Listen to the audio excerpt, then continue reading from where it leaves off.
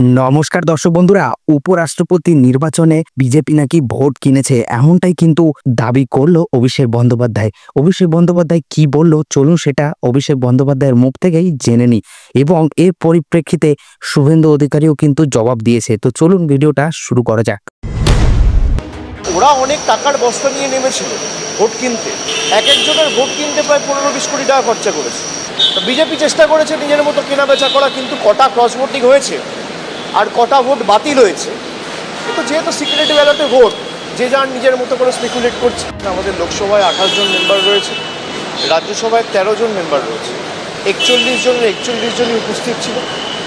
তারা বিরোধী জোটের প্রার্থী সুদর্শন রেড্ডিকে সকলে ভোট দিয়েছে। এটা বলা মুশকিল যে ক্রস ভোটিং হয়েছে না বিরোধী পক্ষের ভোটগুলো বাতিল হয়েছে বা ভয়েড হয়েছে।